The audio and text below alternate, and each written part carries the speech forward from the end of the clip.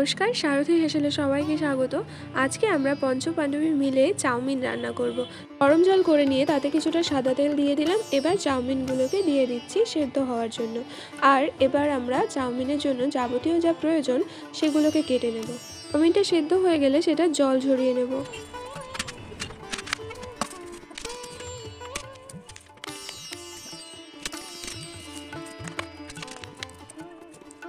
এবার আমাদের সমস্ত কিছু জোগাড় করে নেওয়া হয়ে গেছে। মটরশুঁটি ছাড়িয়ে নিয়েছি, শসা কুচিয়ে নিয়েছি যেটা চাউমিন হয়ে যাওয়ার পর লাগবে, গাজর কুচি, রসুন কুচি, আদা কিছুটা থেঁতিয়ে নিয়েছি, কাঁচা লঙ্কা কুচি আর বাঁধাকপি কিছুটা কুচিয়ে নিয়েছি, আর নিয়ে নিয়েছি পেঁয়াজ।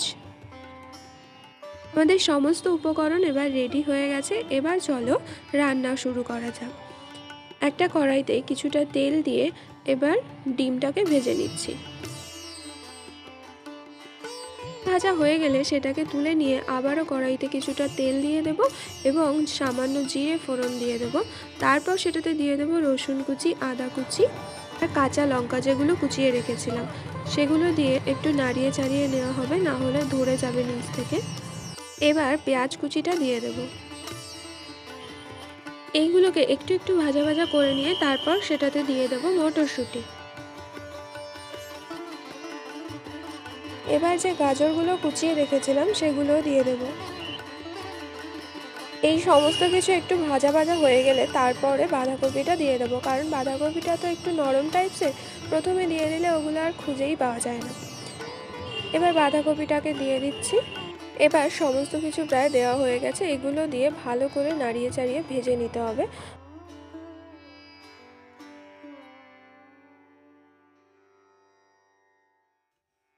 এবার দিয়ে দিচ্ছি সামান্য পরিমাণে লবণ। সবজিগুলো প্রায় ভাজা হয়ে এসেছে, আর আমরা তো চাউমিনটাকে আগে থেকেই জল ঝরাতে রেখে দিয়েছিলাম, সেটাকেও এবার এখানে দিয়ে দেবো। চাউমিনের সাথে সবজিটাকে ভালোভাবে মিশিয়ে নেওয়া হচ্ছে। এদিকে এটা ভাজা হতে হতে চিলি সস, কিষান কেচাপ আর সয়া সসটাকে ভালো করে মিশিয়ে নেব, আর সেটাতে দিয়ে দেবো কিছুটা পরিমাণে লবণ। এগুলো দিয়ে ভালো করে মিশিয়ে নিয়ে তারপর সেটাকে চাউমিনের উপর দিয়ে দেবো। আমাদের এই কাঁচা হাতের রান্না আপনাদের দেখতে কেমন লাগছে সেটা কমেন্ট করে অবশ্যই জানাবেন। সসটাকে এখানে চাউমিনের সাথে ভালোভাবে মিশিয়ে নেওয়া হয়ে গেছে। দেখো কত সুন্দর কালার চলে এসেছে। এবার দিয়ে দেওয়া হচ্ছে কিছুটা পরিমাণে গরম মশলা গুঁড়ো। আমরা কিন্তু এখানে কোনো রকম হলুদের ব্যবহার করিনি, তাতেই এত সুন্দর কালার এসেছে। এবার আমরা সবার আগে যে ডিমটাকে ভেজে রেখেছিলাম সেটাকে দিয়ে দিয়ে নাড়িয়ে নিলেই আমাদের আজকে চাউমিন রান্না রেডি। এবার চাউমিনটাকে নামিয়ে নেওয়ার পর সেটাতে যে শসা কুচিয়ে রেখেছিলাম, পেঁয়াজ কুচিয়ে রেখেছিলাম সেগুলোকে দিয়ে সাজিয়ে নিচ্ছি, আর সেটাতে দিয়ে দিলাম কিছুটা কিষান কেচাপ। আজকে আমরা পঞ্চপাণ্ডবীতে এবার চাউমিন খেতে বসবো। তোমরাও যারা যারা খেতে চাও চলে আসতে পারো। আজকের ভিডিওটা এই পর্যন্তই। সবাই ভালো থাকবেন, বাই।